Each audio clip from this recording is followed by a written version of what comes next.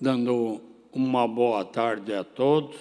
Sob a proteção de Deus, declaro aberta a presente sessão. Convido o senhor secretário, deputado Padre Pedro Baldiceira, para proceder à leitura das atas das últimas sessões. Boa tarde, senhor presidente, deputado Maurício Scudelarc, senhores deputados, deputadas e todos aqueles e aquelas que nos acompanham. Ata da 96ª sessão ordinária da primeira sessão legislativa da 20ª legislatura da Assembleia Legislativa do Estado de Santa Catarina, realizada em 11 de outubro de 2023.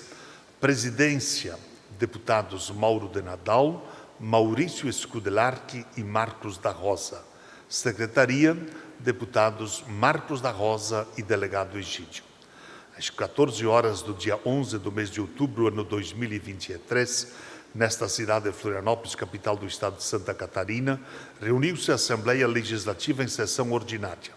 Havendo um quórum regimental, o senhor presidente declarou abertos os trabalhos e convidou o senhor deputado Marcos da Rosa, terceiro secretário, para proceder à leitura das atas das sessões anteriores, que, em consonância com o parágrafo 1º do artigo 106 do Regimento Interno, o senhor presidente deu-as por aprovadas.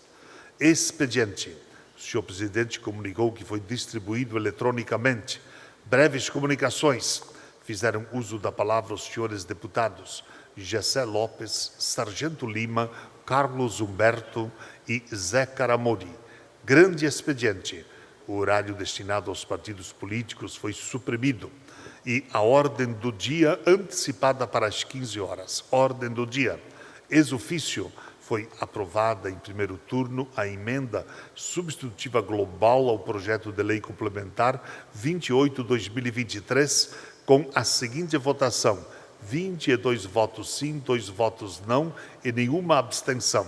Foram aprovados em primeiro turno os projetos de lei complementar número 02/2023 e 03/2023, ambos com a seguinte votação: 22 votos sim, 2 votos não e nenhuma abstenção.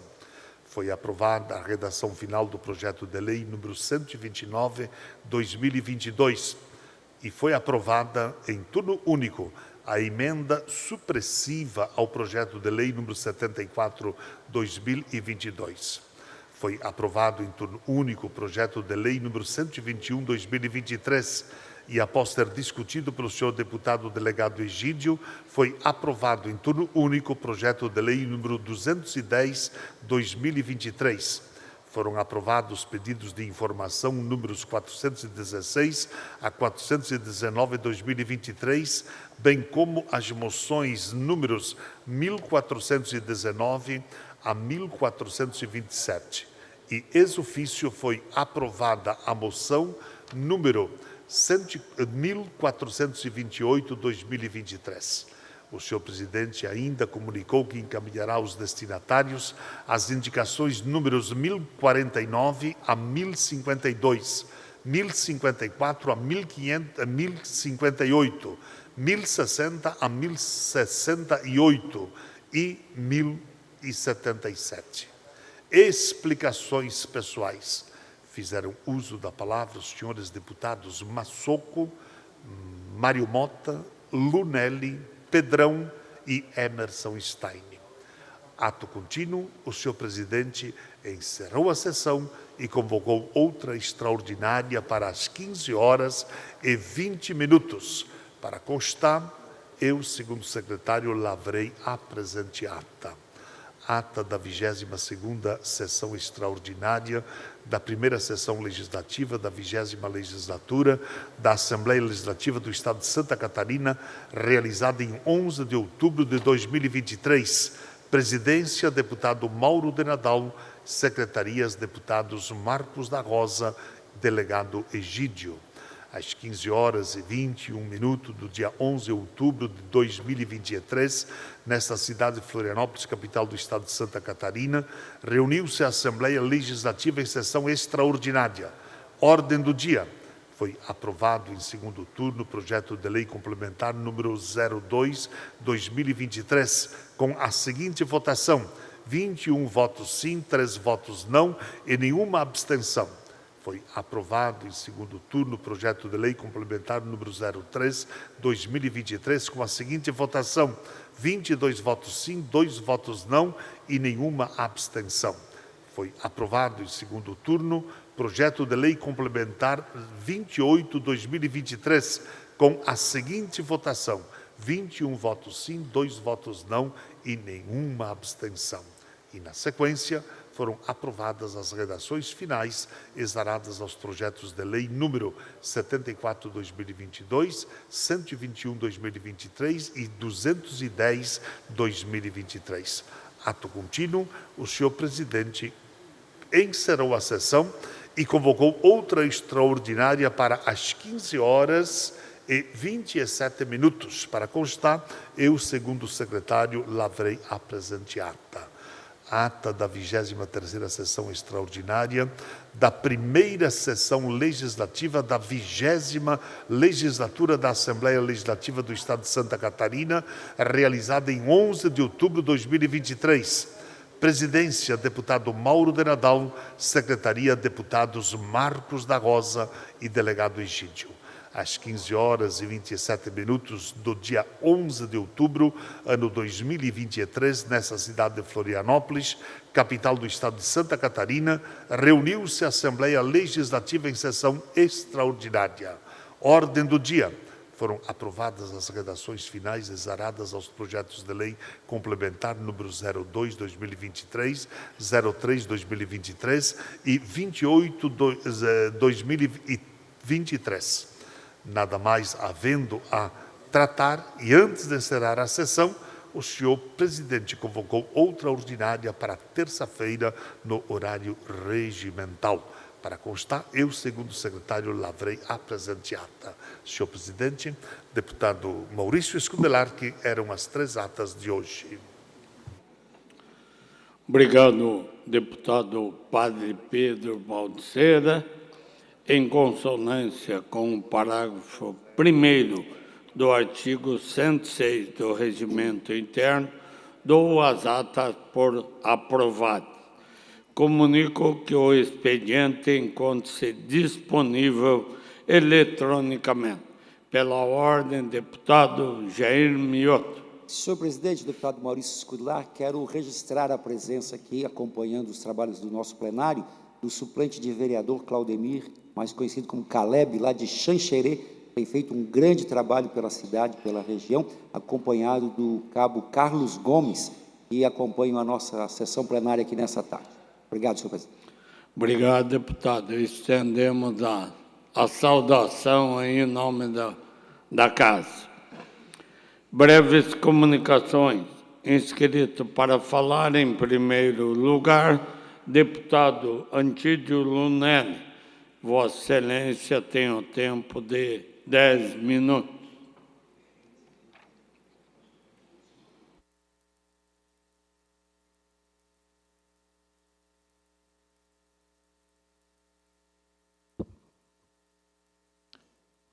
Senhor presidente, prezados colegas deputados e deputadas, prezados catarinenses que nos acompanham pela TV da Alesc. Hoje eu faço um apelo ao governo do Estado para que olhe com atenção os pequenos e médios empreendedores de Santa Catarina, que estão passando por inúmeras dificuldades em razão das enxurradas das últimas semanas. Protocolamos uma indicação que será votada pelos colegas deputados para que o Estado, por meio da Secretaria da Fazenda, do BADESC e do BRDE, libere uma linha de créditos diferenciada e subsidiada com juros zero para as empresas localizadas nas regiões afetadas pelos eventos climáticos das últimas semanas. São muitos os negócios atingidos que agora precisam encontrar uma forma de retomar suas atividades, recuperar os danos e continuar gerando emprego e renda para o nosso Estado. Tivemos 144 municípios com registros de ocorrências causadas pelas fortes chuvas. As regiões mais afetadas foram o Vale e o Alto Vale do Itajaí, como vimos em tristes imagens. Taió, por exemplo, enfrentou a maior enchente de sua história, com 70% da área central alagada e 20% da área rural inundada. Mas tivemos diversas regiões durante estes últimos dias também afetadas. O Planalto Norte enfrenta uma triste situação. 3 baras, prezados colegas, 3 baras, 4.300 pessoas desalojadas, 1.300 em abrigos da prefeitura.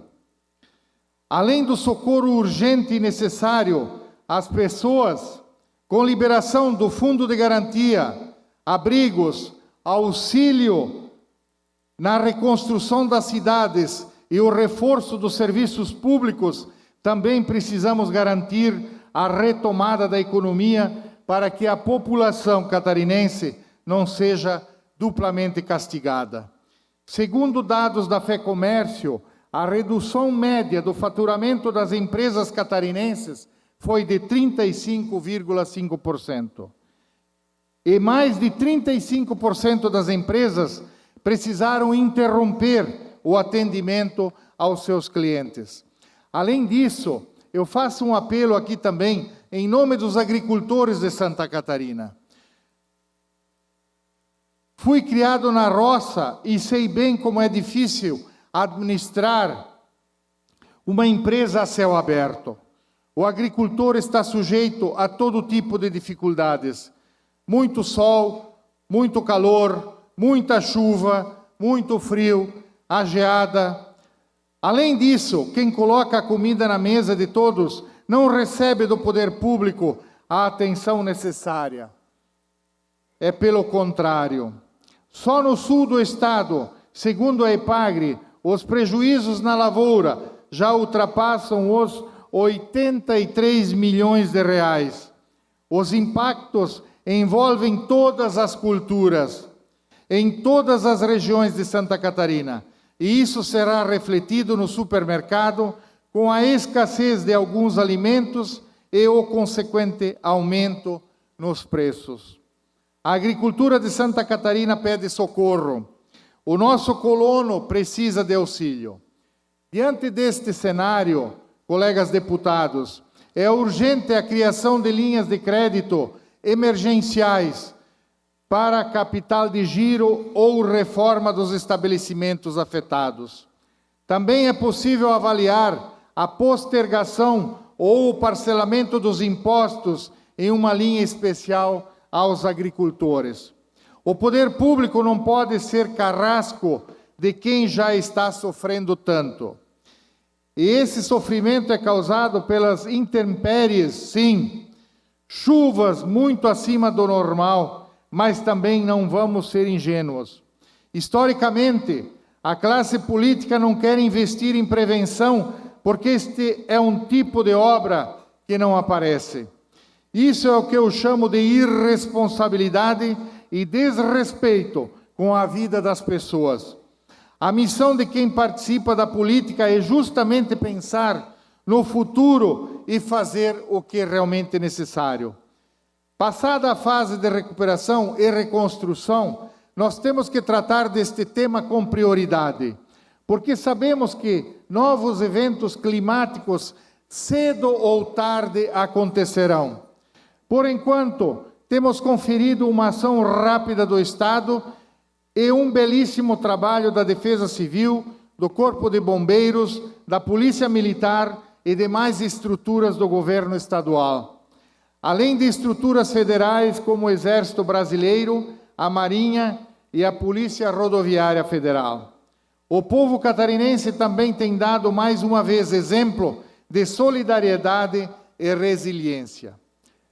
Antes de finalizar, senhor presidente, eu peço aos colegas deputados a aprovação de indicação de minha autoria, que solicita ao Estado, em caráter de urgência, a liberação de uma linha de crédito com juros zero e o mínimo de exigências e burocracias para subsidiar as empresas e o setor produtivo, sem esquecer também as prefeituras que foram afetadas. A ação é essencial para os municípios se reerguerem e não sofrerem um colapso econômico. Conto com o apoio dos demais deputados. Vamos mostrar, mais uma vez, a força do povo catarinense para recomeçarmos. Muito obrigado a todos. Seria isso, senhor presidente. Obrigado, deputado Antídio. Próximo orador inscrito, o deputado Sargento Lima.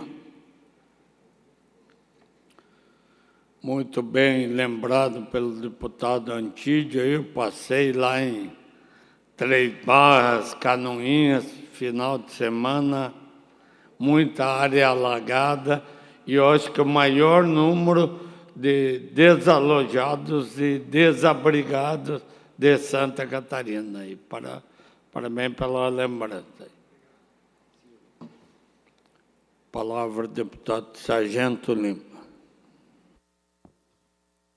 Obrigado, presidente Maurício, presidente exercício.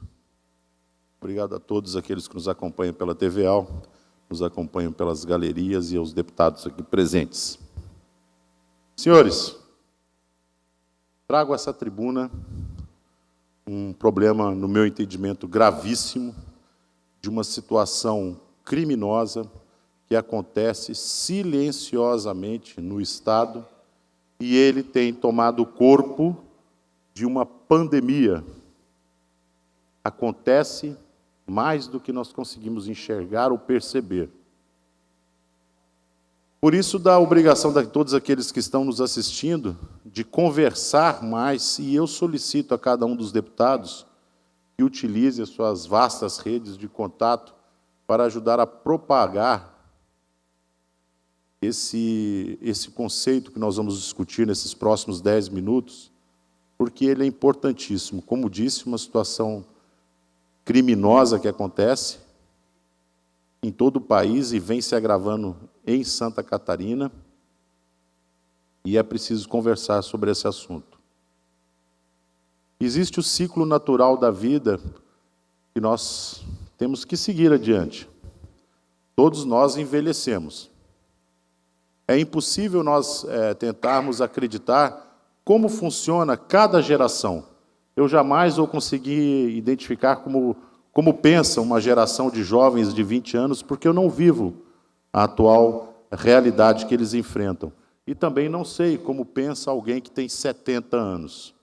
E dessa situação de crime são justamente essas pessoas com mais de 65, 70 anos, que são constantemente vitimadas. São pessoas que aprenderam a confiar uma nas outras, pela sua cultura, pela sua educação, e que às vezes viam o mundo por uma janela, e essa janela se fechou. Se fechou quando os filhos saíram de casa, se fechou quando a violência urbana as julgou para dentro de uma casa, e elas acharam um novo jeito de olhar para o mundo, através de uma janela chamada celular. Hoje os nossos idosos olham para o mundo através de uma janela chamada celular. Mas a grande verdade é que ninguém sabe quem entra e quem conversa com esses idosos por essa janela. E eles estão expostos à ação de criminosos. Em Santa Catarina, sendo um estado que tem um grande número de pessoas com carteira assinada, obviamente, é um estado que tem muitas pessoas que são pensionistas e aposentados. Então, são a vítima perfeita de um crime endêmico, e vem acontecendo muito, de pessoas que entram através dessa janela e vai atrás daquele idoso e lhe oferece muitas vezes serviços. O golpe que vem acontecendo no Estado é alguém que, através da internet, facilmente consegue um CPF e lhes encaminha um cartão, uma solicitação de cartão. E eles vão ligando aleatoriamente para a lista de pessoas que receberam esse cartão. E quando a pessoa recebe, ele liga e fala: você fez um empréstimo. Óbvio que o idoso vai dizer: não fiz empréstimo. Ele fala: ok, tudo bem, só que eu preciso da sua identificação biométrica e dos seus dados. E envia para ele um vídeo. Ele fala: faça um vídeo, gire a cabeça para a esquerda, gire para a direita, olhe para cima, olhe para baixo, faça a sua identificação, passe os seus dados. Aí é que inicia-se o golpe. Ele consegue, sim, daí, uma autorização, porque eles foram criados no mundo, essas pessoas, que existia um vínculo de confiança. Ele recebe um documento, um papel com uma logomarca de um banco, ele acredita que aquilo é real, ele não confere. E muitos aposentados no estado de Santa Catarina estão sendo vítimas dessas quadrilhas, elas se especializam. Então, eles enviam para essas pessoas o pedido de identificação biométrica e daí, sim, destrava e consegue fazer empréstimos volumosos para essas pessoas que estão sendo esquecidas, né? Esquecidas mesmo. O problema é grave. Talvez, para alguns de nós, não pareça muito importante, mas fazer um empréstimo de 25, 30 mil reais no nome de um aposentado que recebe aí 2.000, 1.800 reais por mês, com centenas de prestações para frente, ele acaba comprometendo a própria alimentação dele e a subsistência. Então é fácil. Diante disso, o que eu peço para você que está nos assistindo? Entre em contato com seu pai, com sua mãe, com seu avô, com sua avó, e explique para ele que banco nenhum entra em contato, e mesmo que se estiver entrando, está fazendo errado via telefone. Mesmo que realmente seja um banco via telefone, oferecendo linha de crédito, é errado. Que ele diga não. Que se ele precisar de um empréstimo, você coloca ele dentro do seu veículo, ou vai de ônibus, e desloca com ele até uma agência bancária, e faça pessoalmente. Porque o risco é muito grande desse tipo de transação com alguém que não tem noção e não sabe trabalhar direito nesse mundo digital, que é complexo para mim. Então, nós estamos realmente agora precisando de fazer uma grande campanha no estado de Santa Catarina para que todos se envolvam e protejam as pessoas que são vulneráveis pela idade que têm. Deputado Tiago, por gentileza. Deputado Sargento Lima, parabéns pela matéria. Só para dizer para Vossa Excelência, hoje tivemos na CCJ o PL 342, de autoria do deputado Padre Pedro, para que as instituições que ofereçam esse serviço criem um canal de comunicação via telefone. Nós pedimos diligência para não criar mais uma coisa que vai atrapalhar os idosos, porque ele recebeu uma ligação ou ele entrar em contato com o telefone hoje é muito perigoso. Então, esse foi um assunto hoje da CCJ. Parabéns pela menção desse tema que é importante. Muito obrigado, deputado Tiago. É uma preocupação que tem que ser nossa. Como eu disse, essas pessoas agora perderam o companheirinho, a companheira, são viúvos muitas vezes, perderam aquela pessoa que você coloca o pezinho para trás da cama sem encostar, vir alguém, né? Se sentem sozinhos, solitários. E aí é a vítima perfeita para quem trabalha o dia inteiro na internet, caçando vítimas. Né? E como eu disse, é uma pandemia, isso está acontecendo no estado, e assim, olha, e de forma assustadora, são centenas e centenas de comunicados, de coisas desse tipo. Um grande conhecido meu, amigo meu, o seu Toninho, caiu nesse golpe aí, sabe? Está passando uma situação difícil agora. Então, nós temos que alertar. Quem tem idade, tem o vovô, tem a vovó, o papai, a mamãe, vá lá e avisa para ele, não faça negócio pelo telefone. Deputado Marquito. Obrigado, deputado Sargento Lima. Quero parabenizá-lo também por esse alerta. É importante que a Casa faça esse trabalho também de utilidade pública, porque essas manifestações, essas tentativas de extorquir e de violentar, inclusive, essas pessoas mais idosas, que são as que mais caem, elas justamente pegam na fragilidade emocional, né, trabalham com linguagens para conduzir a pessoa para um estado de ter que reagir com muita rapidez e agilidade, e realmente a pessoa que está do outro lado, ela acaba caindo, né, nessas artimanhas e armadilhas daquela forma de comunicação, e principalmente na fragilidade emocional, dos medos, das angústias, né? Então é importante, parabéns, eu acho que a casa pode construir uma campanha aqui dentro também para auxiliar e pressionar com política pública. Parabéns pela iniciativa. Obrigado, deputado Marquito. Temos que nos movimentar. Então, solicito a todos, sei que é desnecessário, né, rogar pela ajuda, porque todos aqui estão bem dispostos a ajudar, mas conversar bastante sobre esse assunto e fazer o nosso dever de casa, falar com nossos vovôs, nossas vovós, falar, precisou de alguma coisa, me chama, liga para mim, né, eu vou te ajudar, vou correr atrás, mas não façam, não celebrem negócio via telefone. Idosos, não façam isso, independente de que seja um site ali de confiança no seu entendimento. Primeiro converse com as pessoas, né? Converse, porque 90% disso aí que está acontecendo é golpe e detalhe, com a participação muitas vezes de operadoras de crédito aí mal intencionadas, tá? Senão eles não teriam os seus dados. Isso é importante ressaltar. Se as operadoras não tivessem deixando vazar informações importantíssimas em relação aos seus dados, eles não conseguiriam acessar você. Então é mais preocupante isso ainda. Obrigado a todos. Obrigado, deputado Sargento Lima. Próximo orador inscrito, deputado Marquito. Vossa Excelência tem o tempo regimental.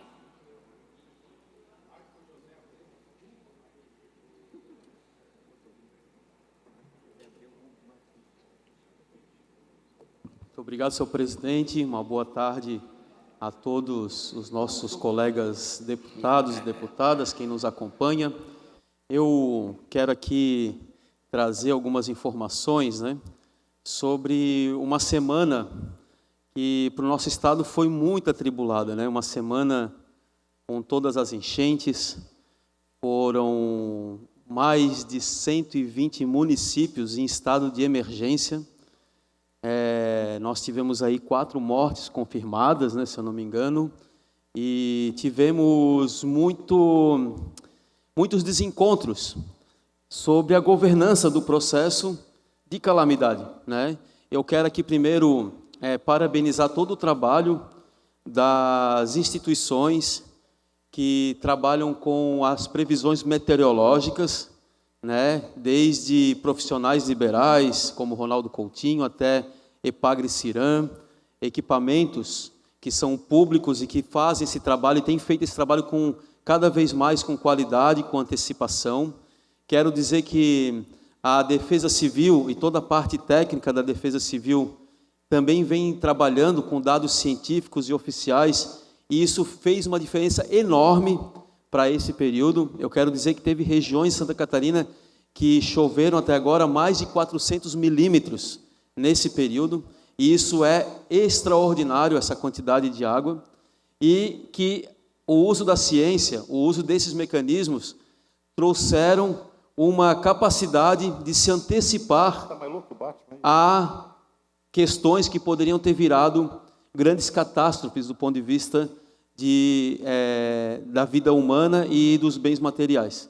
Então, eu quero dizer, primeiro, deixar aqui registrado, e espero que a gente avance cada vez mais com equipamentos e com ciência suficiente para criar mecanismos. Depois, quero discutir aqui sobre planos de contingência. Eu acho que a Comissão de Assuntos Municipais, a Comissão de Defesa Civil, tem feito esse debate, né? Cada vez mais fica evidente a necessidade de planos de contingência ou de contingenciamento para as situações de eventos climáticos extremos, né?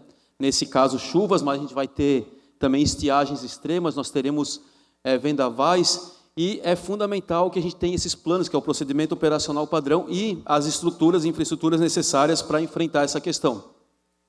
E o terceiro que eu quero trazer aqui para a gente discutir é sobre algo que me deixou altamente angustiado, que foi a operação, o plano de contingência do complexo de barragens do rio Itajaí, que pega Ituporanga, Itaió e a de José Boatê.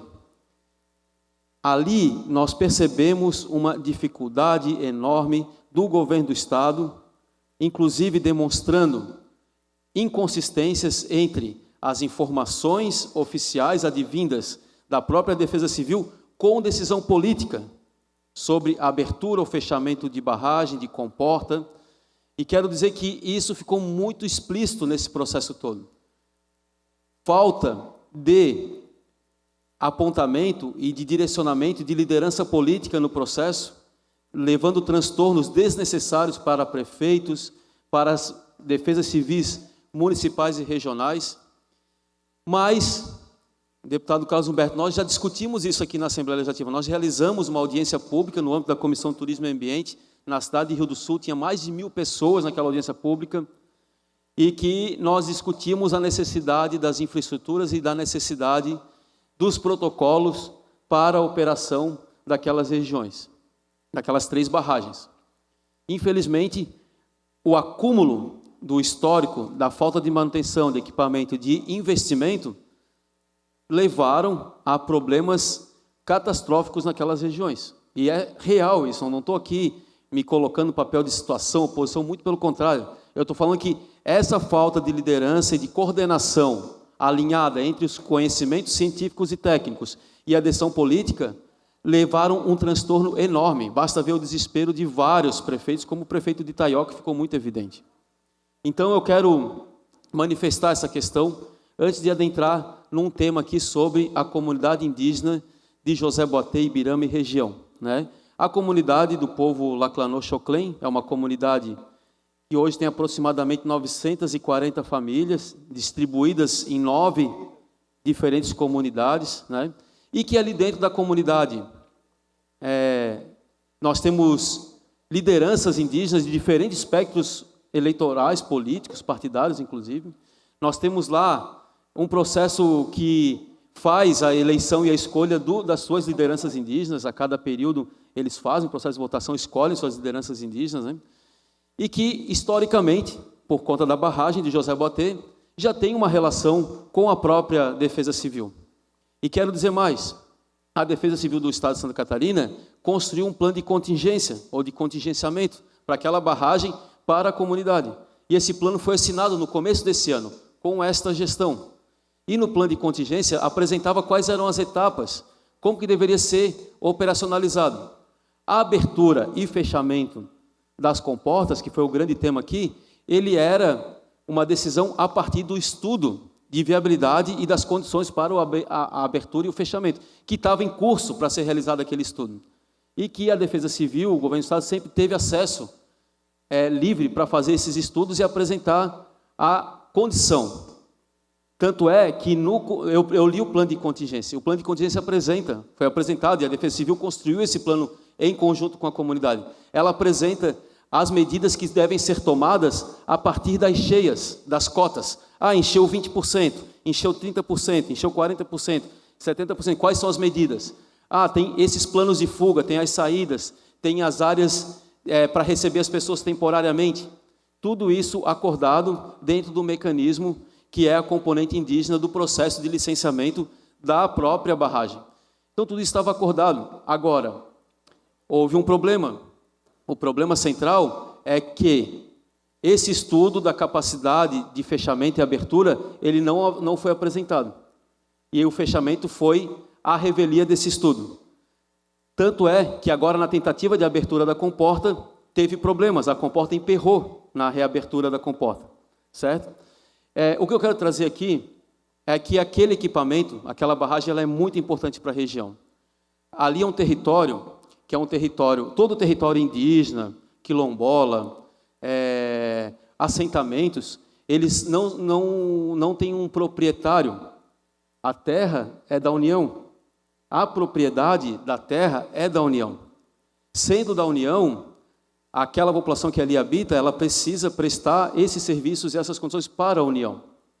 Desta forma, toda a operação que acontece ali, ela precisa ter um acordo, e o acordo é feito na componente indígena do processo de licenciamento, e ele é feito a partir do plano de contingência. E, inclusive, com os órgãos da União, Polícia Federal, FUNAI, ministérios, né, que conseguem garantir o cumprimento daquele território que é um território da União. Certo? Então, é importante eu trazer essa informação aqui, porque eu acompanhei todo o processo das 3 barragens, acompanhei em José Boatê, certo? E o que eu quero colocar é que a gente precisa reposicionar a função e a diretriz e o ordenamento do governo do Estado a partir daquele território, especialmente o território ali de José Boatê. Inclusive, estive reunido com as lideranças, estive reunido com uma comitiva do Ministério dos Povos Indígenas, FUNAI, APIB, Defesa Civil, Secretaria do Estado de Assistência Social, prefeito de José Boatê, e a gente precisa, nessa casa, ajudar nesse processo de pacificação daquela comunidade, presidente. A gente precisa ajudar. Essa casa tem tudo para ajudar a pacificação entre a esfera federal, o Estado, a comunidade e, principalmente, os municípios que fazem parte dessa comunidade. José Boatê, por exemplo, a maior parte do território, a maioria da sua população está dentro do território da terra indígena. Então, eu quero trazer essas informações e quero passar para os senhores, meus colegas que estão aqui, também o plano de contingência da barragem, feito em conjunto com a Defesa Civil, e também a componente indígena do licenciamento ambiental. E a decisão judicial da audiência de conciliação que aconteceu no domingo passado, então, ou no domingo retrasado. Então, eu trago essas informações, quero passar para o meu colega Carlos Humberto, peço uma licença para o presidente. Deputado Marquito, obrigado pela oportunidade do aparte. O senhor fazia um breve, porque o nosso tempo de divulgações pessoais é sempre muito curto, o senhor fazia um breve apanhado histórico sobre essas questões das barragens, principalmente de José Boatê. Mais 2 minutos aí. Esse acordo que nunca se consegue, porque pode colocar o argumento que a gente quiser, todo mundo sabe das 7 tribos, os 7 caciques, são eleitos em tempos diferentes, esse acordo é sempre difícil de se fazer. O governador Jorginho Mello, num ato de muita coragem, mas o senhor já disse aqui, amparado por uma decisão judicial da Justiça Federal, foi lá, fechou a barragem de José Boatê. Todo o processo de fechamento e abertura foi acompanhado por técnicos da Secretaria da Defesa Civil, Proteção e Defesa Civil do Estado. Nenhuma decisão foi tomada de cunho político, nenhuma delas.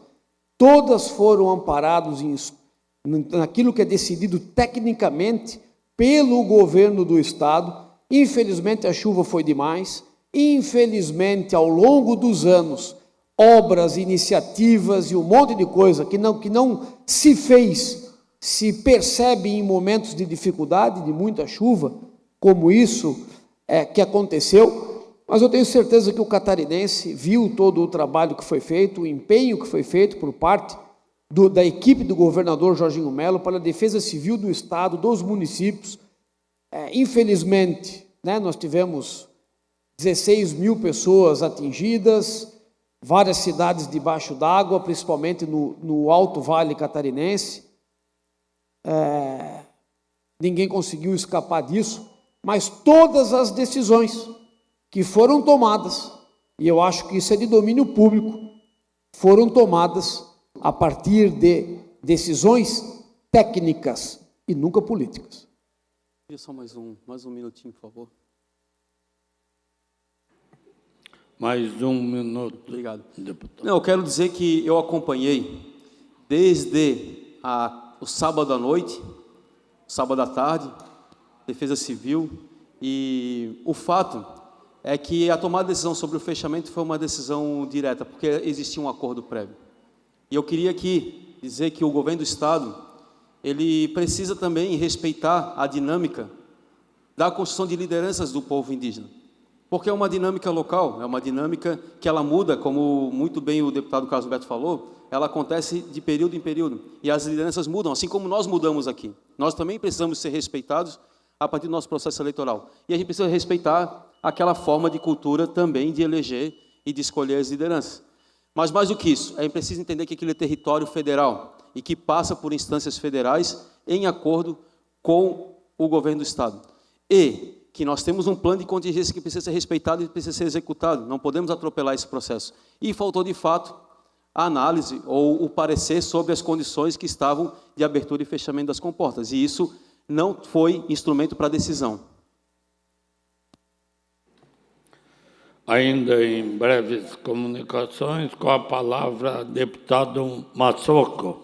Vossa Excelência tem o tempo regimental.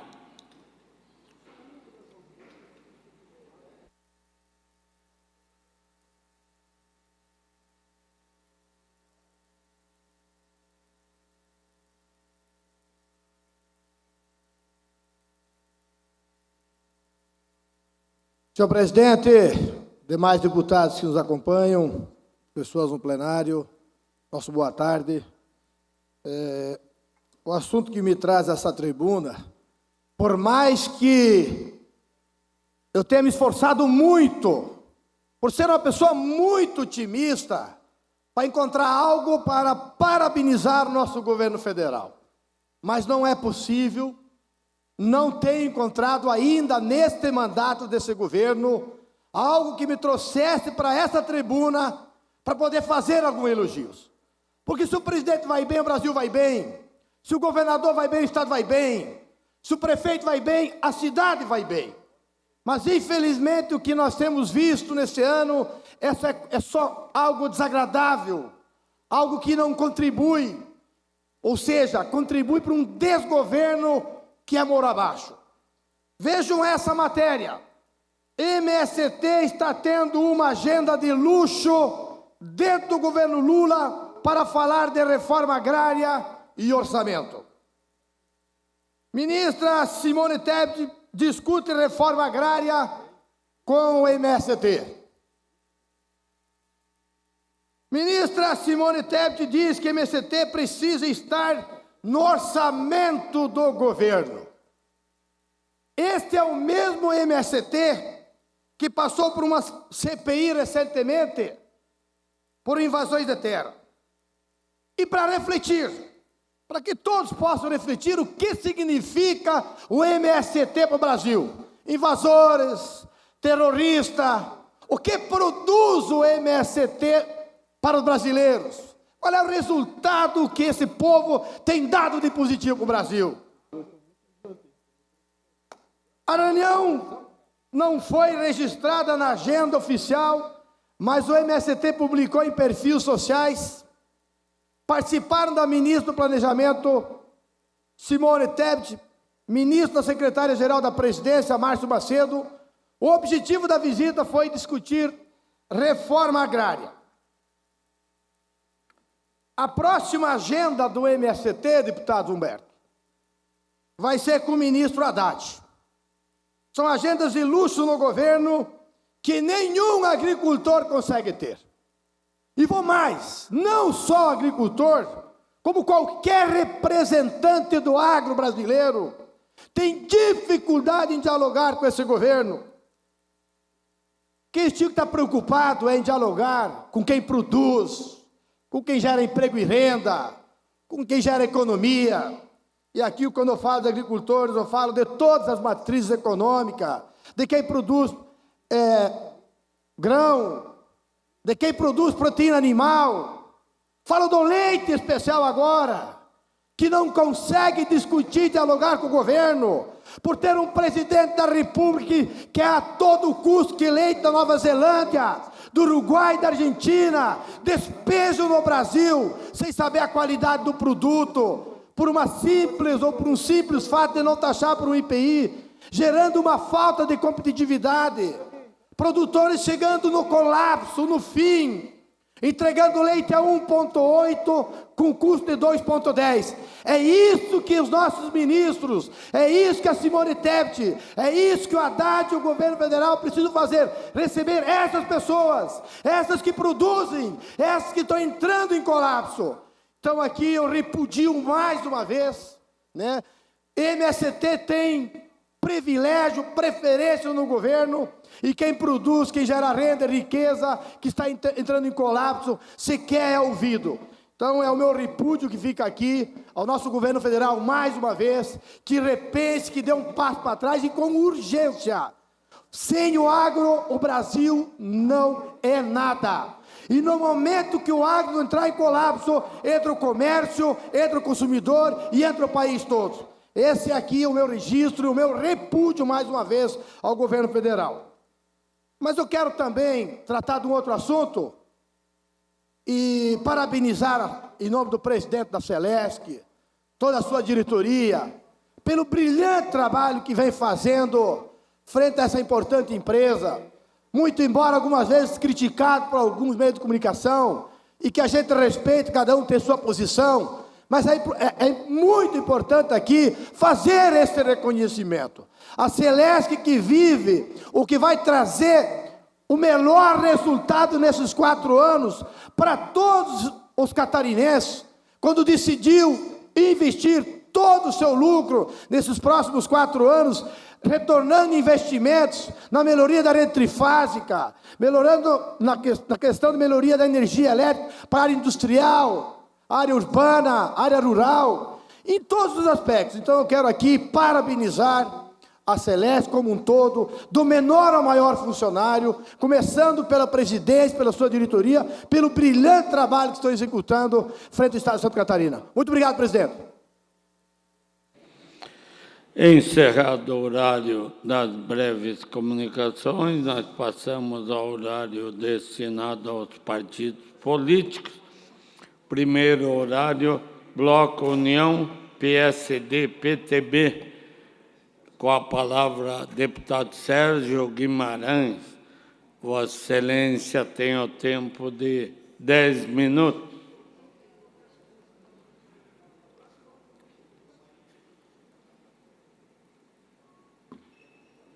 Senhores deputados, muito boa tarde. Eu quero falar de um assunto que é recorrente e mexe na vida de milhares de pessoas todos os dias da grande Florianópolis, que eu volto a falar das obras do contorno viário. Atrasadas há 12 anos. Há 12 anos a autopista Litoral Sul nos fazendo de palhaço. E agora eles emitem um documento, deputado Cadorim, só atestando o quanto eles são ruins, quanto eles são incompetentes e nos fazem de verdade de palhaço. É o 5º termo aditivo ao contrato referente ao edital número tal entre a NTT e também a autopista Litoral Sul. Vocês sabem o que eles dizem nesse 5º termo de aditivo? Incluir no contrato de concessão novo cronograma fruto da reprogramação dos investimentos não executados ou em atraso e novo mecanismo de reequilíbrio econômico financeiro do contrato, denominado desconto de reequilíbrio. O que isso quer dizer? Que eles não vão entregar as obras do contorno viário em dezembro de 2023. E aqui eles dizem desconto de reequilíbrio. Deputado Carlos Humberto, deve ser desconto no pedágio. É nos taxar de palhaço todas essas autoridades que estão imbuídas para que isso seja entregue o quanto antes. Eles dizem, não sou eu, está aqui, ó. Superintendência de Infraestrutura Rodoviária, está aqui o documento, em que eles pedem, eu vou repetir, um novo cronograma, fruto de reprogramação dos investimentos não executados ou em atraso. É isso. Já estamos falando de 12 anos de atraso. E agora não vai ser entregue em dezembro deste ano. Mais um verão de caos, mais um verão, os caminhões, os turistas parados na grande Florianópolis, na BR-101, da principal rodovia que corta esse país de norte a sul. E olha que nós temos trabalhado, e olha que nós temos nos empenhado para que essa obra fique pronta, mas não tem jeito. Quem é para fazer o seu papel não faz, que é a NTT, não fiscaliza, não cobra, não aplica multa. Nós fizemos audiência pública, nós vamos em Brasília, nós fizemos o que tem que ser feito, mas eu não sei o que existe entre a NTT e a autopista, que é um jogo de compadre e de comadre, que eles se abraçam e não acontece nada. E agora o termo quinto aditivo diz exatamente isso. Um reequilíbrio, no cronograma, porque eles não vão entregar essas obras. Nós precisamos reagir ainda mais, porque nós estamos falando de 12 anos de atraso. Isso impacta na vida de milhares de pessoas, de empresários. Quem é que vai investir aqui na Grande Florianópolis com o seu caminhão parado aí nessa rodovia? Principalmente agora chegando o verão, com milhares de turistas que vêm para o nosso estado, para a Grande Floripa. Isso é um absurdo. Volto a dizer, essa Autopista Litoral Sul, que é a empresa que detém a concessão desse trecho, que são praças de pedágio com pagamentos à vista. À vista. Recentemente nós entramos na Justiça Federal pedindo a abertura da cancela. Estamos recorrendo ao TRF4 em Porto Alegre. A nossa parte nós estamos fazendo, porque, volto a dizer, a autopista e a NTT nos fazem de palhaço há 12 anos. Para ser ruim, essa raça precisa melhorar muito.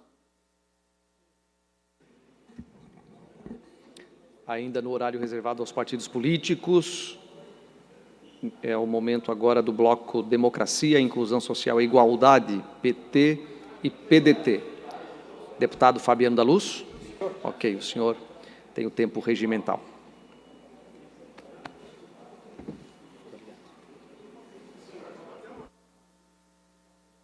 O Serginho falou aqui, agora já está brabo aí na cadeira dele. Boa tarde, senhor presidente, boa tarde a todos os colegas deputados, a todos que nos acompanham. Nós recebemos a LOA, Governo do Estado, e, curiosamente, as áreas de saúde, infraestrutura e educação e agricultura terão menos recursos do que no ano passado. Isso é o que está no projeto da Lei Orçamentária Anual apresentado pelo governo catarinense aqui para a Assembleia Legislativa. Consideradas as mais importantes do Estado, as pastas terão uma redução considerável, segundo o estudo apresentado aqui pela nossa liderança. O valor para a infraestrutura caiu de 2,5 bilhões para 2,38. A maior queda está no item reabilitação e aumento da capacidade de rodovias. O programa Estrada Boa perdeu 17% do seu orçamento, de 570 milhões para 470 milhões. Percentualmente, a maior queda foi na integração logística, com 75% a menos, de 137 mil para 34 mil. Na saúde, a redução é de 8,9% de 2023 para o próximo ano. Nos outros anos, a pasta teve sempre um acréscimo de recursos. Mas enxuta para 2024, a pasta tinha uma estimativa de 5,6 bilhões de reais, o que corresponde a 16,05% da receita do Estado. Agora terá 5,2%, ou seja, 14% da receita do Estado. Na educação, não houve cortes. Na verdade, houve um acréscimo de 0,96%. 0,96%, não chegou a 1%. Mas se considerarmos que nós tivemos um acréscimo de 6,92% em 2021, 21,46% em 2022 e 19,97% em 2023, agora nós temos 0,96%, não chega a 1%. Curiosamente, ao mesmo tempo em que o governo corta orçamento de suas atividades que são essenciais, o governo concede uma renúncia fiscal que vai chegar esse ano, ou seja, de 14 para 20,1 bilhões de reais. Corta orçamento, mas aumenta a renúncia fiscal para grandes grupos de Santa Catarina. Para vocês terem uma noção, você de seja qual for a região que você está me ouvindo ou assistindo, você tem uma ideia do que significa a renúncia fiscal. A região de Curitibanos, a regional de Curitibanos, vai abrir mão de 57 milhões 306 mil reais do seu orçamento, que poderia estar sendo investido lá nos municípios, que vão para os grandes conglomerados. A Gerência Regional de Lages vai perder 117 milhões de reais. Araranguá, Regional de Araranguá, 142 milhões. Regional de Caçador vai perder 265 milhões de reais. Mafra, 328 milhões de reais a menos para aquela região. A Regional de São Miguel do Oeste vai deixar de ter uma distribuição de receitas do Estado de 347 milhões de reais. A Regional de Rio do Sul perde 368 milhões, Tubarão 453, Criciúma, a região de Criciúma perde do Estado 648 milhões de reais. E aí vem as campeãs. Sexto lugar, a Regional de Joaçaba vai perder 806 milhões. A Regional de Chapecó perde 1.337 milhões de reais. Quarto lugar, a Regional de Florianópolis perde 1.534 milhões. A Gerência Regional de Blumenau perde 2 bilhões e 58 milhões.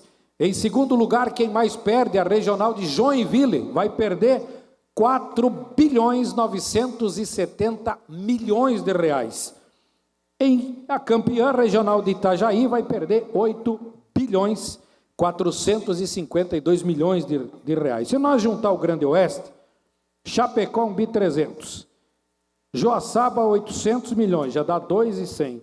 Pegar mais a região de São Miguel do Oeste, que são mais 347 milhões de reais, nós estamos falando, no Grande Oeste vai perder 2,5 bi, seria a terceira região que mais vai perder recursos com o que o governo está abrindo mão de sua receita para beneficiar grandes grupos. É dinheiro que poderia estar em todos os municípios, que poderia estar sendo investido em todas estas áreas de infraestrutura, de educação, de saúde, de agricultura, mas que o governo abre mão, corta do seu orçamento e entrega de mão beijada para grandes grupos, que inclusive vão ser beneficiados também no refis que o governo do Estado diz que vai mandar para ajudar a beneficiar aquelas empresas que faturam na casa do bilhão, que não pagam imposto e que agora negociam com o governo e conseguem até 90% de desconto. Infelizmente, isso aqui é uma realidade para Santa Catarina,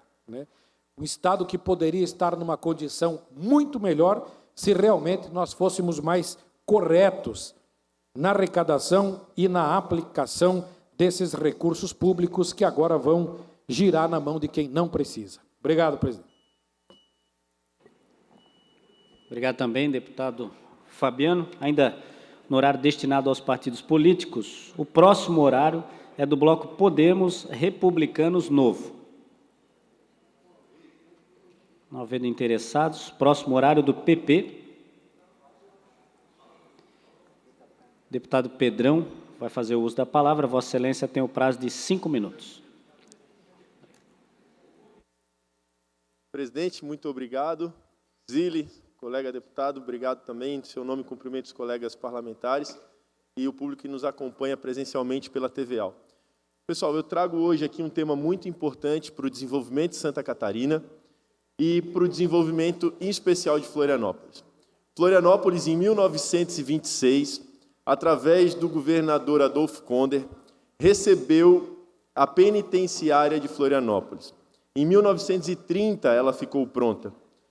Naquela época, o bairro da Agronômica era um bairro distante do centro da cidade.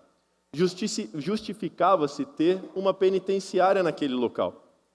100 anos depois, aproximadamente, a penitenciária continua no mesmo local, a cidade se desenvolveu e no entorno hoje são milhares de residências, centenas de comércios, milhares de estudantes de todas as idades que transitam naquele ambiente. Para o preso e para os profissionais da segurança que lá trabalham, sabemos que é insalubre. O local foi se desenvolvendo como deu, mas chegou uma hora que nós temos que dar um basta. E essa hora chegou. Florianópolis não comporta mais ter uma penitenciária localizada no centro da cidade. É impossível que ninguém levante essa voz para retirar a penitenciária de Florianópolis.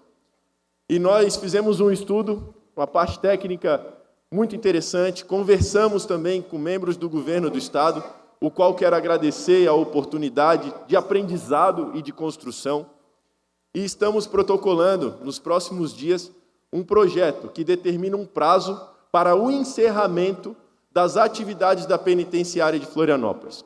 Muitos devem estar se perguntando, e aí, Pedrão, o que nós vamos fazer com a penitenciária e com os detentos? O terreno tem aproximadamente 80 mil metros quadrados, numa área nobre. É muito desperdício ter uma área daquela magnitude para um presídio. Nós precisamos permutar aquela área e, no local, colocar um empreendimento ligado à ciência, à tecnologia, ao turismo, à cultura. E em algum município catarinense que já tem um presídio instalado, possamos ampliar, modernizar e, com o excedente financeiro da permuta, fazer um investimento em infraestrutura nesse município. Eu duvido que os prefeitos que já têm presídio nos seus municípios não vão desejar ter essa ampliação. 4 anos é o prazo. 4 anos para encerrar a atividade da penitenciária em Florianópolis. A permuta dessa área vale mais do que 300 milhões de reais. Para construir uma unidade nova, de segurança máxima, referência para a América Latina, estima-se na casa de 50 a 100 milhões. Ou seja, nós temos um excedente, uma sobra de 200 milhões de reais. Para um município que tem um orçamento de 20, 30, 40 milhões ano, receber 50% do resultado da permuta em investimento em infraestrutura do governo do Estado, será que não é interessante? Nós temos que usar a cabeça para melhorar o nosso sistema.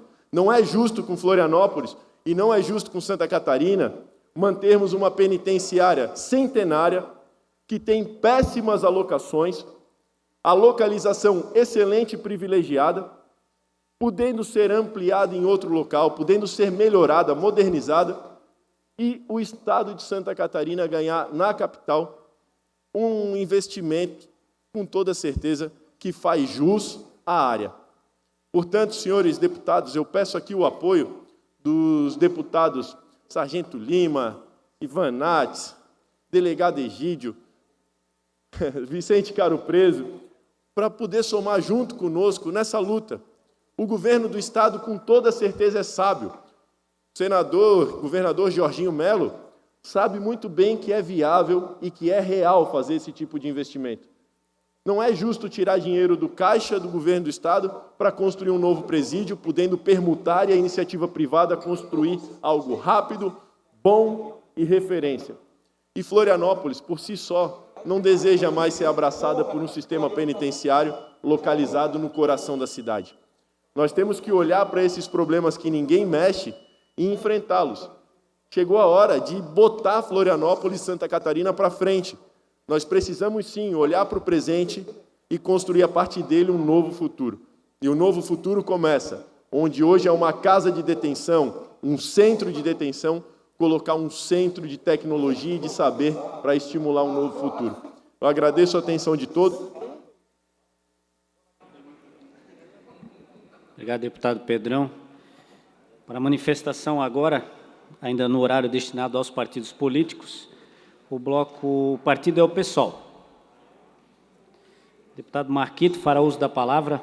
Vossa Excelência tem o prazo de até 3 minutos. Obrigado, senhor presidente. Então, senhores deputados, senhoras deputadas, eu acompanhei aí as notícias, das últimos dias e fiquei muito, deputado Sérgio Guimarães, fiquei me perguntando sobre alguns fatos da política catarinense.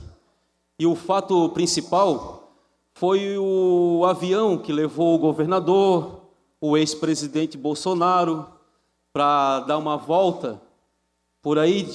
O avião era de uma empresa, que tem um contrato de milhões de reais com o governo do Estado.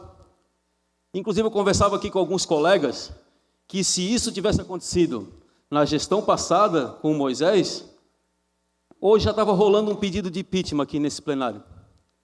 Então, eu trago isso para a gente tentar entender um pouco sobre a política catarinense, inclusive, que nós vivemos nesse momento.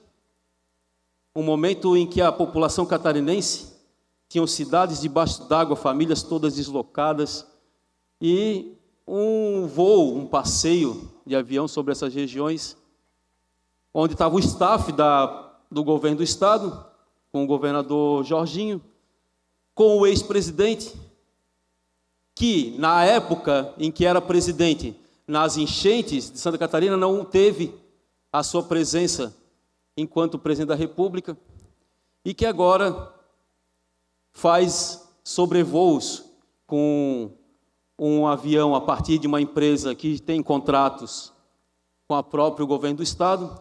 Então eu fico me perguntando, inclusive, acho que é uma questão, acredito e reforço, que se isso tivesse acontecendo na legislatura passada, com o ex-governador, com certeza esse plenário estava um debate profundo sobre essas questões, né?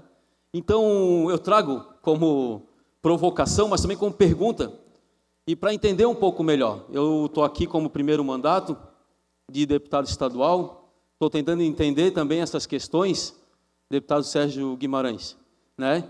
Mas fico me perguntando, inclusive, assim que eu vi a reportagem e as informações, eu fui tentar entender do que se tratava, se era um voo oficial, se era um voo extraoficial, mas estava a comitiva oficial. Então, tinham questões que eu ainda vou perguntar. É importante eu usar dos instrumentos do mandato como perguntas oficiais para o governo do estado, mas deixo aqui a pergunta, né, se todo mundo e todos os nossos colegas deputados estão de acordo com essa postura. Então, é isso. Obrigado.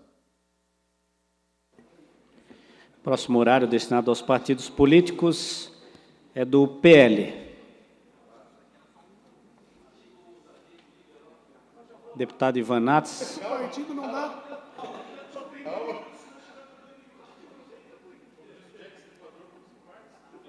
Deputado Ivan Nats fará uso da palavra no horário destinado ao PL pelo prazo de até 16 minutos. Senhor presidente, senhores deputados, eu quero aproveitar essa terça-feira para emendar aqui a respeito do que falou o eminente deputado Marquito, que tem nosso carinho, nossa admiração, a respeito do uso da aeronave do governador Jorginho para voar de Chapecó para Blumenau na presença do presidente Bolsonaro. Trata-se de uma aeronave privada, com um proprietário que cedeu gratuitamente a aeronave para trazer o governador e o presidente Bolsonaro para Blumenau. Iniciativa privada, propriedade privada, o sujeito faz com o avião o que ele quer. Se ele quiser dar carona para o presidente Bolsonaro, ele dá carona para o presidente Bolsonaro. Se ele quiser dar carona para o deputado Ivan, eu vou andar naquele jatinho, que deve ser uma coisa boa também. Privado. O privado pode fazer com o seu patrimônio o que ele bem quiser e não tem que dar explicação para ninguém. Ninguém. E mais, se ficar fazendo inalação aí de que tem contrato com o governo, isso e aquilo, vai ter que apontar que tem benefício, porque senão vai ter que responder. Porque vim aqui dizer que tem um contrato, que usa um avião que tem um contrato, precisa apontar o dedo, precisa mostrar que tem benefício. Senão fica só mimimi. Né? Então, na iniciativa privada, vai fazer o que o dono do avião quiser fazer. Se ele quiser dar carona, dá carona. Se quiser cobrar, cobra. Se quiser dar de graça, vai de graça. Porque o avião é dele, faz com o avião dele o que ele quiser fazer. Não é, deputado Carlos Humberto? Perfeito, deputado Ivan. É importante que se aponte, então, se faz essa ilação de que existe um contrato com o governo do Estado, com o dono do avião, está tendo alguma vantagem para o governo do Estado? O governador está recebendo alguma vantagem pessoal? Qual é a acusação que está sendo colocada aqui? Ou a acusação é que o dono do avião pagou com o bolso dele uma viagem para o presidente Bolsonaro? Qual é o drama aqui? Se o cara gosta do presidente Bolsonaro e quer dar uma carona para o presidente Bolsonaro e não gosta do PSOL e não dá uma carona para alguém do PSOL, é problema do dono do avião. E para falar do passado, se for para falar do passado, governador utilizava aeronave do Corpo de Bombeiros, pago com dinheiro do catarinense para se deslocar, em época de campanha. Então, parabenizar o senhor pelo que o senhor disse. O que é privado é privado. Se a pessoa quer dar carona para o Bolsonaro, para o Carlos Humberto ou para o deputado Egídio, que está presidindo a sessão, ele dá porque quer, né? Não está sendo obrigado. Então, e se tiver alguma vantagem por conta disso, que se aponte. A vantagem foi tal, foi isso, foi aquilo, porque senão não sobe mais da tribuna para falar disso, porque senão fica feio. E o que não há ilegalidade não há, não é, deputado?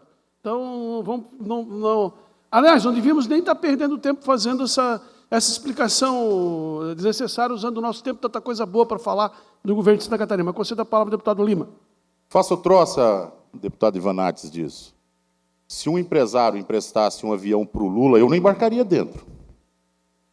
Se algum empresário falasse assim, está aqui o meu avião, usa, eu não entraria dentro jamais. Eu teria medo de entrar na aeronave, porque a gente sabe muito bem o que poderia acontecer, né? Realizar o sonho de milhares de milhões de brasileiros, né?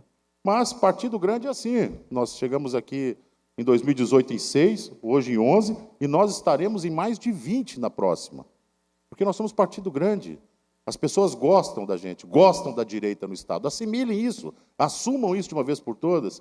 Eu acredito que se ele abrisse a boca e falasse, olha, preciso de uma aeronave, o presidente Bolsonaro falasse, o Jorginho falasse, eu preciso de 2. Eu teria meia dúzia. Diferente de outras pessoas que falam assim, eu preciso da minha aeronave. Não dá. Ou vai ser para poder fazer algo ilícito com ela, ou vão acabar furtando a aeronave. Então, eu faço troça desse tipo de comentário. Obrigado, deputado Lima. Deputado Massoco. Fazer coro a fala do senhor deputado Ivan, com todo respeito à fala do deputado Marquito, mas eu acho que a preocupação dele da esquerda devia ser aonde é que está o Lula? Aonde é que está o presidente da República? A vice Janja e seu vice da Janja. Esses deveriam estar em Santa Catarina. Esses deveriam vir nesse momento de dificuldades catarinenses. Assim não o fizeram no Rio Grande do Sul e assim não fizeram aqui. Bolsonaro, pelo menos, esteve aqui em Santa Catarina, olhando, mesmo não sendo presidente, esteve aqui e aplaudido. Mas talvez uma grande dificuldade do Lula, deputado Marquito, é vir aqui e ser chamado de ladrão, porque onde ele passa, a palavra que tem é ladrão. Essa é a fala que se tem no Brasil todo. Então, a minha fala aqui, deputado Ivan, e com todo respeito ao deputado Marquito, é que devia se preocupar com o presidente da República. Aonde é que está? Já custou mais de 700 milhões de viagem. Talvez está viajando fora do país novamente. Muito obrigado, deputado. Deputado Massoco, nosso líder do governo. Deputado, é o seguinte, eu não costumo conceder a partes do partido para outros partidos, mas, em consideração a Vossa Excelência tem a palavra. Eu quero agradecer imensamente, deputado Ivanates, inclusive de ter conseguido, a partir da minha fala em tribuna, levantado essas informações, porque a minha fala foi no sentido de questionar, saber qual era a opinião dos colegas deputados. E quero aqui também aproveitar, em relação ao deputado Massoco, que atualmente o governo federal está empenhado em retirar famílias, pessoas que estão passando por processos, especialmente por questões humanitárias, da ajuda humanitária em Israel e na faixa de Gaza. Esse é o compromisso. E que o presidente Bolsonaro, nesse momento, o presidente Lula, nesse momento, está se recuperando de uma doença. E ele tem empenhado esforço, inclusive liberou R$1.200.000 do Ministério da Defesa Civil para a Secretaria de Estado da Defesa Civil. Então, quero agradecer a sua gentileza e todo o carinho é recíproco. Obrigado. Vossa Excelência tem sempre o crédito por ser um parlamentar atuante e está fazendo o seu trabalho, o seu papel. Mas nós queremos registrar o seguinte, qualquer acusação do uso da aeronave é uma aeronave particular, não tem dinheiro público, o governador poderia até ter requisitado, se quisesse, uma aeronave do Estado para fazer aquele sobrevoo. Economizou o dinheiro, usou da iniciativa privada, o que, na verdade, deveria ser até elogiado. Mas eu queria falar, no tempo que me resta, para mostrar uma manchete do nosso querido Moacir Pereira, para falar daquilo que eu gostaria de falar hoje. enchentes, um governador presente e atuante. Nesses últimos 10 dias que passou o governo do Estado de Santa Catarina, surgiram muitos especialistas em enchente, muitos especialistas em enchentes. Mas o grande especialista em enfrentar a crise foi o governador Jorginho Melo. Governador que não dormiu, não descansou, esteve presente em todos os momentos da crise, tanto na Defesa Civil quanto nos municípios, e atuou fortemente em representar bem o governo de Santa Catarina. Queria passar essas imagens do governador. Aí são reuniões lá em Blumenau, com a presença do governador, com o staff do governo do estado todo, acompanhando o movimento das cheias. Lá, essa é uma outra reunião também em Rio do Sul, em que o governador está no Rio Grande do Sul, está ouvindo a comunidade de Rio do Sul, acompanhando o movimento lá em Rio do Sul, a chegada das cheias. Aí a visita do governador, a Força de Segurança Nacional, o nosso Exército Brasileiro, o governador também ajudou a controlar, ajudou a distribuir a ajuda humanitária, os equipamentos do corpo militar. A visita que o governador fez aos locais, mais de um sobrevoo. Em Blumenau, o governador esteve 10 vezes nesse período. 10 vezes. Então, é um governador sensibilizado, um governador que tem comprometimento. E mais, eu queria que mostrasse essa imagem para vocês. É um governador que tem segurança. É um governador que tem personalidade. É um governador que tem decisão. É um governador que sabe enfrentar crise. É um governador que as pessoas respeitam e que dá informações sérias e que trabalha com seriedade, que tem comprometimento com a Defesa Civil, com as informações que saem do governo do Estado. Porque o papel da Defesa Civil, nesse momento, é de passar informações confiáveis. As informações que saem da Defesa Civil têm que ser informações confiáveis. E é isso que esse governo fez. Passou informações confiáveis. A presença do governador Jorginho Melo nas áreas atingidas, junto com o comando do Corpo Militar, não foi uma vez, não foi duas, foram várias vezes. A orientação presente do governador, no sentido de dizer, olha, nós vamos preservar vidas. Nesse momento a gente vai proteger as vidas. Vamos passar informação séria, vamos avisar a comunidade. E depois, quando as águas baixarem, nós vamos apresentar um programa de contenção e de recuperação das cheias em Santa Catarina. Pode voltar para mim aqui, obrigado. Então, passado esse processo de presença permanente do governador Jorginho Melo, nós entramos então agora num sistema muito importante, que é o sistema de contenção de cheias, quer avançar nessa pauta, quer construir, quer ajudar a economia a se recuperar, quer ajudar as empresas que foram atingidas a se recuperar, os municípios mais atingidos. Isso não é uma tarefa fácil. Eu vivo as enchentes desde criança. Na minha casa tinha uma bateira na garagem. Essa bateira, ela cada 2 anos descia porque entrava água na minha casa. E nós estamos enfrentando essa questão das cheias há muito tempo. Eu fiz audiência pública quando eu era vereador em Blumenau, fiz audiência pública em 2020 aqui, fiz audiência pública em 2021, 2022. A Assembleia Legislativa está acompanhando isso. E nós temos que fazer um grande enfrentamento nessa questão das cheias de Santa Catarina. O governo passado, do governador do governador Moisés, já liberou, na época, 22 milhões para o sistema de contenção e recuperação da barragem do Zebatê. E por que não sai a barragem? Não é porque o governo não quer. Não sabe que aquilo lá é programa do governo federal, é DNOS, é área indígena, é Ministério Público, é FUNAI, é movimentos atingidos pela barragem, é política partidária, é 9 cacique, é 7 cacique, é uma alteração, é um enfrentamento muito difícil de fazer na barragem do Zebatê. Mas o governador Jorginho Melo se comprometeu de fazer um enfrentamento presente e permanente nesse sistema de contenção de cheias de Santa Catarina. Nós vamos fortalecer a Defesa Civil, vamos reestruturar a Defesa Civil, vamos montar uma força-tarefa num pacto financeiro presente, permanente para os municípios. Vamos fazer uma recuperação, apresentar um programa de recuperação econômica, vamos fazer um programa de prevenção de enchentes. Tudo isso está sendo preparado pelo governador Jorginho Melo para enfrentar esse desafio. E eu quero registrar que essa é uma pauta presente dessa casa. Não é de hoje. Hoje eu dava uma entrevista para a Rádio Cidade, lá de Criciúma, e me falavam, vocês falam das enchentes só hoje. Não. A Assembleia tem o sistema de proteção de cheias como pauta permanente. Permanente. Eu quero mandar aqui um grande abraço para o deputado Milton Olbos, que quando passou por essa casa em 2 mandatos, sempre foi um entusiasta do sistema de construção do sistema de contenção de cheias do Vale do Itajaí. Essa é uma pauta recorrente dessa casa. E agora nós vamos unir o desejo dos parlamentares, as propostas de lei apresentadas aqui, a PEC apresentada pelo deputado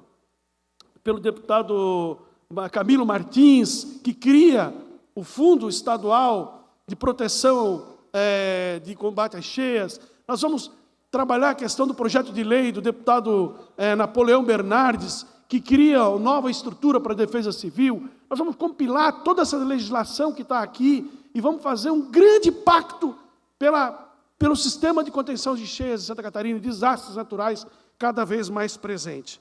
Então, o que nós precisamos fazer nesse momento, já para passar a palavra para Vossas Excelências, é talvez separar o joio do trigo. Separar o joio do trigo. Não é o momento de fazer inalação, confusão, apontar o dedo. É o momento de apresentar a solução. Eu queria fazer uma crítica velada a essa imagem. Essa imagem que veio lá de Blumenau, que circulou nas redes sociais de um blog lá da minha cidade, de Fora Blumenau. Movimento Blumenau pela Vida critica a ação do governo José Boatê. Esquerda pura.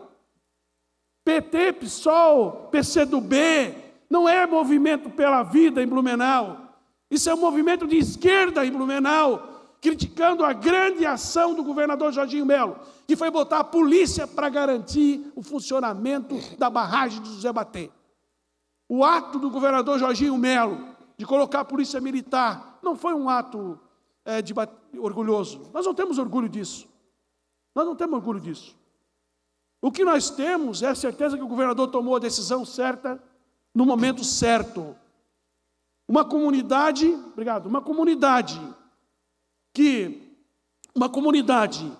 que vive lá, uma comunidade indígena que vive numa região do Alto Vale, da qual toda a população do Vale do Itajaí depende.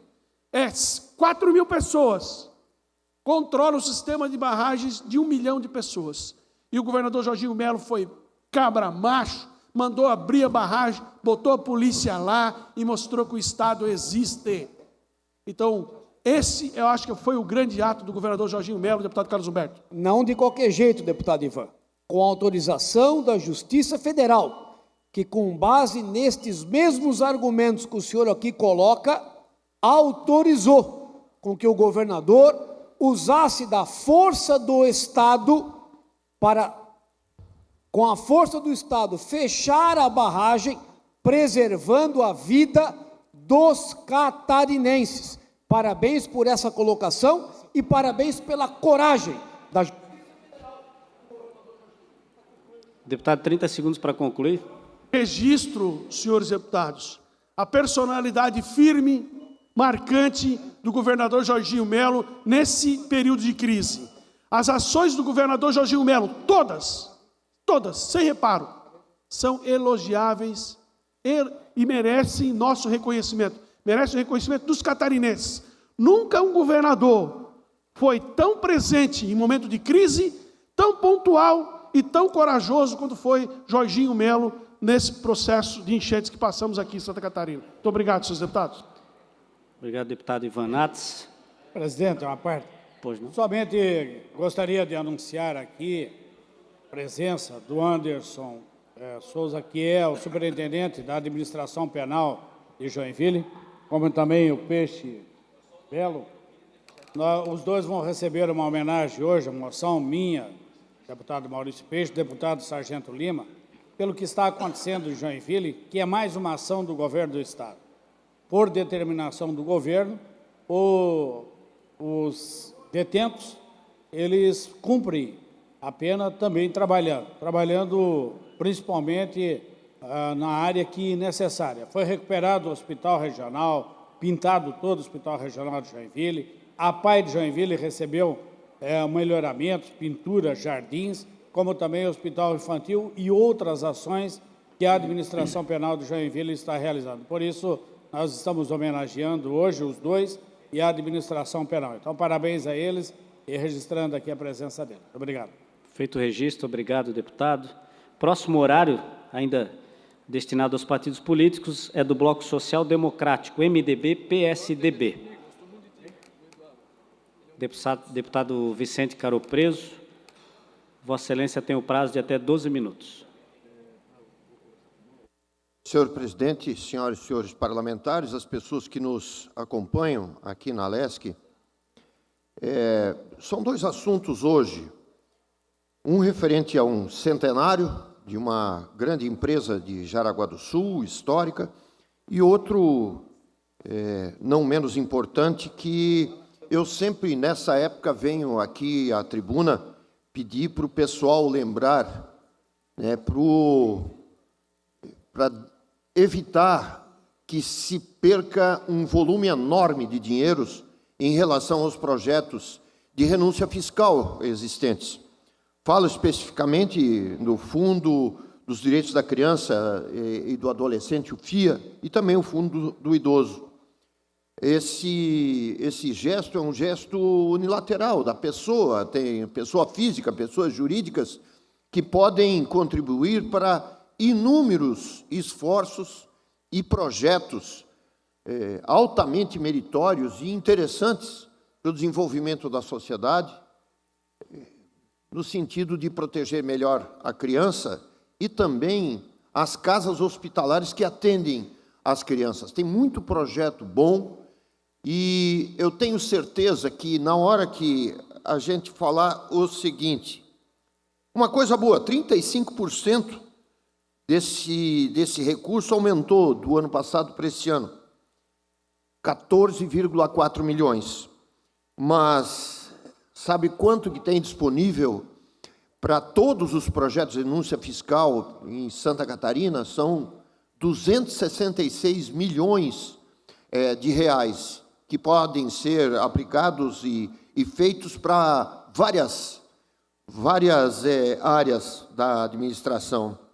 A área da saúde, a área da oncologia, a área de esportes, a cultura, a precursora, a lei precursora de tudo isso, a Lei Rouanet.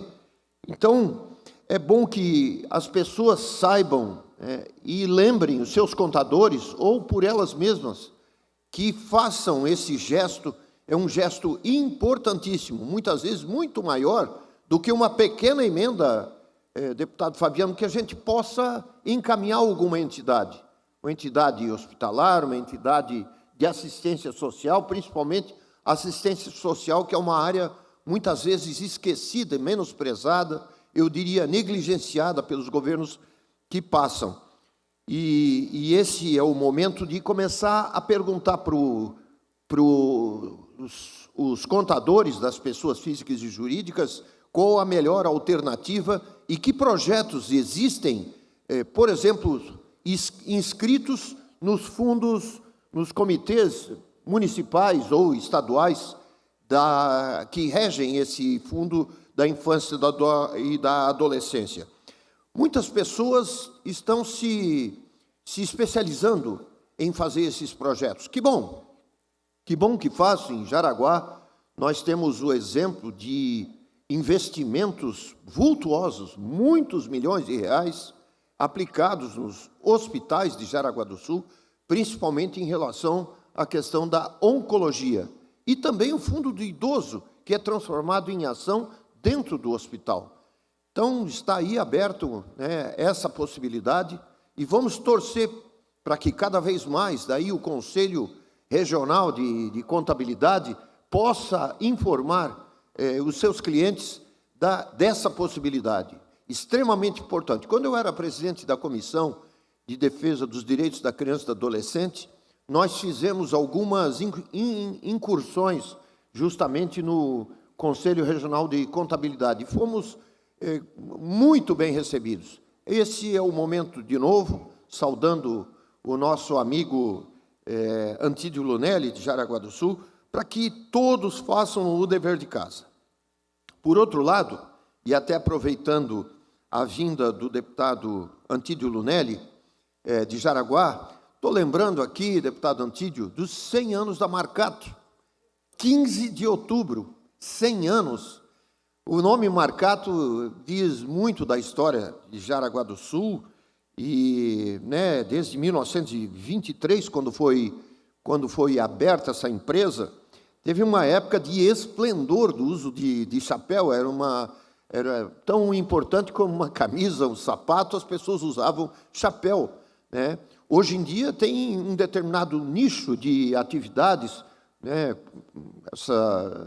São várias atividades que usam ainda o chapéu e que precisam, né, para fazer os seus adereços, enfim. A gente vê um trabalho grande, e aqui eu falo pelo Antídio Lunelli também, a Assembleia está encaminhando para eles um grande abraço, né? Eles também foram pessoas, e são pessoas agora, estou falando dos precursores, né, que estiveram junto com o desenvolvimento da cidade.